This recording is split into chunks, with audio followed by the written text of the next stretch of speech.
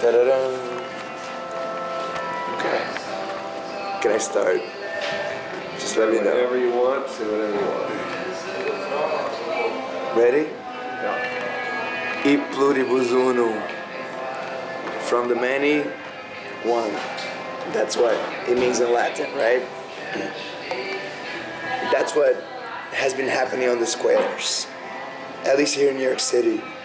If you go there or in any other day, you'll see that the social movements that usually do not feel represented in society converged and are uniting forces in solidarity with us. We have labor unions, LGBT groups, anti-police brutality, pro-environment, anti-war, animal rights, what else? Help me. Feminists, grannies for peace. We have like everyone, even animals themselves. Are you familiar with Code Pink? Code Pink, yeah, they're there too. Got a big Code Pink presence in DC and DC, LA. awesome. So the thing is, again, from the many one, this concept is very important. All those voices that don't feel represented in society came to represent themselves in the square. So imagine if each square becomes a hub, a convergence point, where all those voices that are speaking in a way or another, the same message, that we are against oppression in all its forms. They can band together in solidarity and march together for the same values, like anti-oppression values that they fight for. So we can clog the machine with people power. That's the beauty. That's what we did. If you go now in Wall Street, you will see a bunch of like barricades all across. And people that have to go and run the machine are getting a little late sometimes, many times. They're pissed.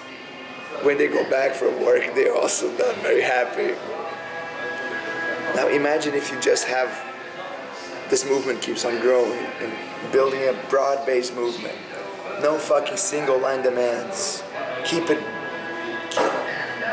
kind of like about values, emancipation, solidarity, social justice. Do not narrow in a policy lame demand that does not inspire anyone. Oh, the Fed should raise the whatever rate in 2%. That will help the economy. Who the fuck would follow you? No one would follow you. We march for values. That's what gets people together.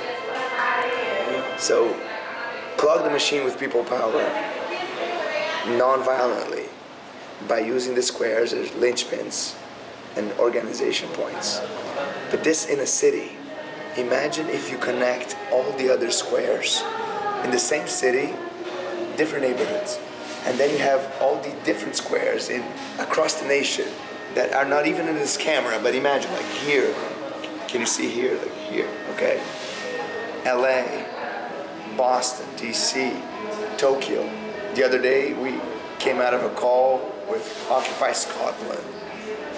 If you get those nodes together in a network, you create a direct democracy network that can solve local issues by banding together the local assemblies, national issues by banding together the national assemblies, and global issues like climate change or neoliberal capitalism, banding together all the fucking assemblies in the world.